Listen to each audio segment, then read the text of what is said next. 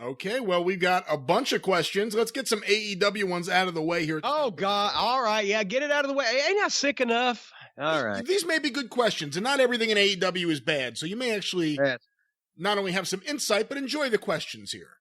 This first one was sent in the corny drive-thru at gmail.com from Mike DeGeorge.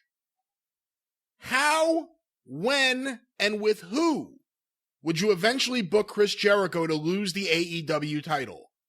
It's too early to do so now, but I would want to have a plan in place to build to it. And on this topic, we have had people ask, do you think it's too early to do a change if they did it from Jericho to Moxley? So what are your thoughts on Jericho, the AEW championship, and long-term booking for him as the champion? Well, yes, it's definitely too early for him to lose, and it needs to be Cody when it happens. And I can't imagine that their plan overall is not to see. Here's the thing: when you can't, I've started promotions from scratch, right? You can't just come in with your top guy and your next top guy already there, unless you keep them apart for some fucking reason for so long, which is why they did the thing they did. Everybody's going, well, what? Cody can never challenge for the title again. Yeah, Terry Funk had to retire in 1983 too. This whole thing has to be a way to keep Cody and Jericho apart for a year or whatever the long length of time is. And then Jericho finally does something so heinous, or something happens that the fan demand would be more for Cody getting his hands on him than honoring the stipulation. And that's when the match happens and Cody beats him for the title. No, you can't put it on anybody else now, Moxley or anybody else. It's ridiculous. Jericho's carrying the fucking program. And to establish it as a serious championship, he needs to have it for a while because, you know, Shitstain wasn't the one who started the trend, but he certainly exacerbated it of just switching belts back and forth where that meant nothing. He said they were just props. The only way you have a champion that's taken seriously that means anything is if he hangs on to it for a long period of time, which is why every major world champion in the history of professional wrestling up until the 90s had lengthy reigns. I'm not talking about regional champions where you ran every fucking week, right?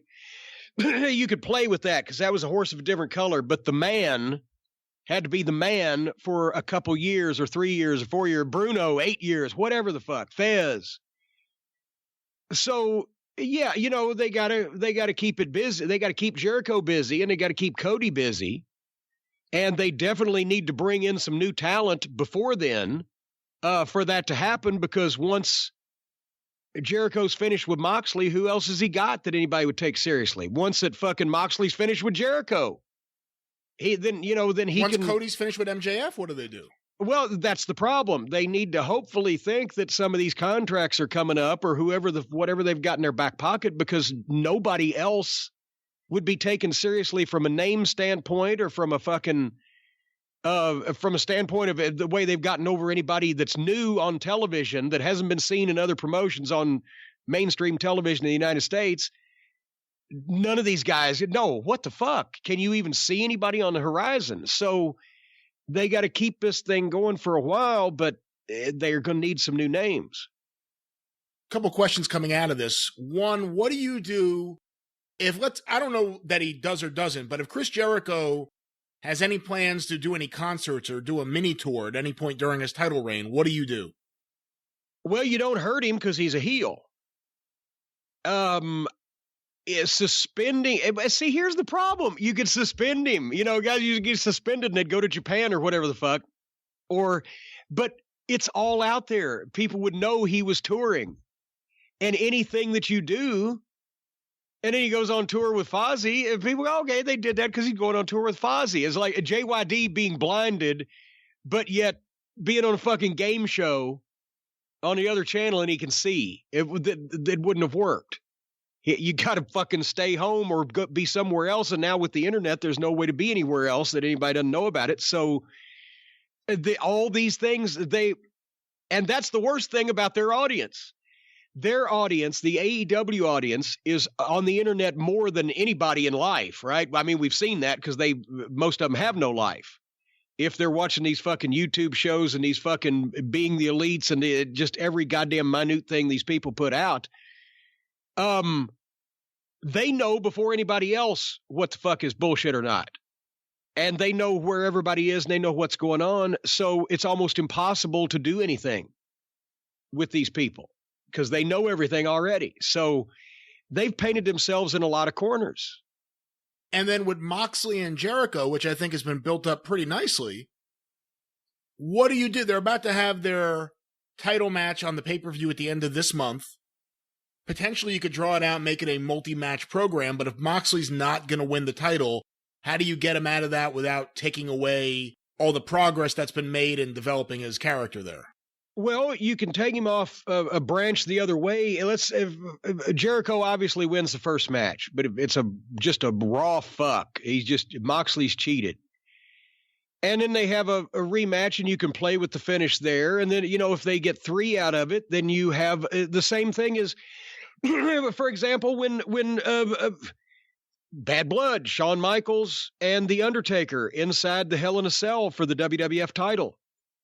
But Vince didn't want to switch it. So how does Undertaker lose and still not come back and get his ultimate revenge because you introduce Kane and send him off in another direction to where it's the Undertaker's choice not to continue to pursue Shawn Michaels and the WWF title because there's more pressing, pertinent business in his life. And that's a graceful exit, as we used to say. He's got a way out, was the term. Give him a way out. But who's important enough to do that? And it not be a step down for Moxley? I don't know. Because the stars they have are the stars they started with, and everybody else on the program is basically in the same place or worse off than they were. But like Pac, for example, does he ever win anything?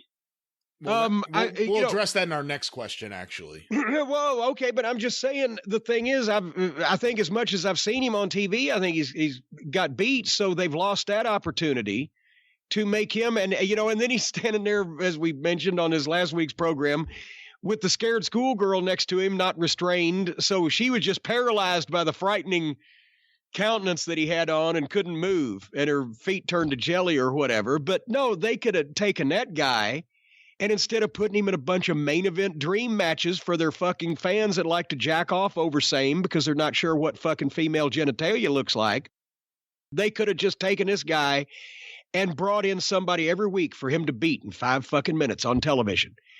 Beat and promo. I want you, you motherfucker. I want to be the champion. Look what I'm doing. And everybody beats in 5 minutes, then you don't see them again for a while because you can pick any ungoddamn signed talent in the world to get beat in 5 minutes.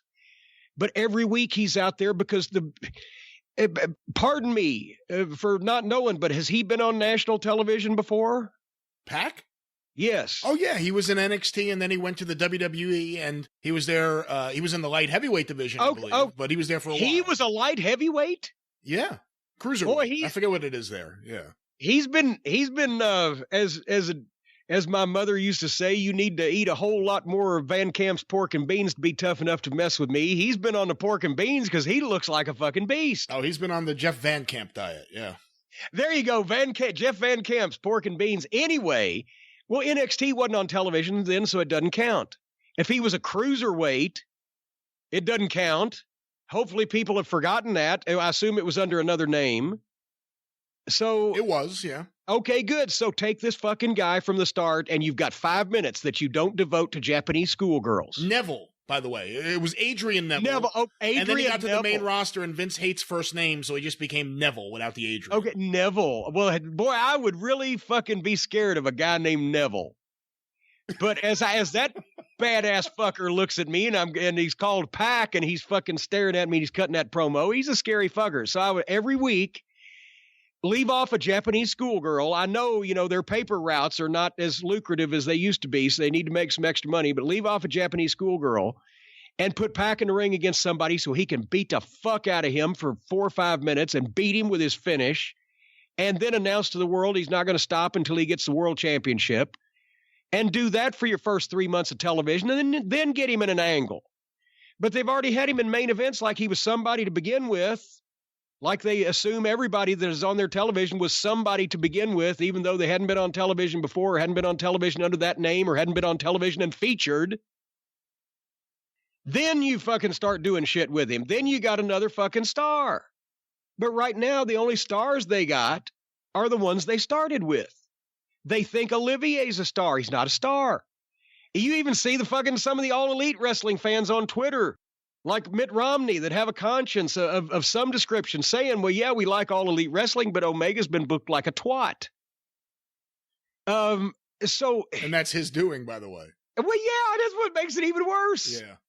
He's so charitable and kind to put all these other underneath wrestlers over to make them stars. And in actuality, that the flaw in the logic is he wasn't a star to begin with, because nobody knows who the fuck he is besides the same people who are going to watch his shit anyway.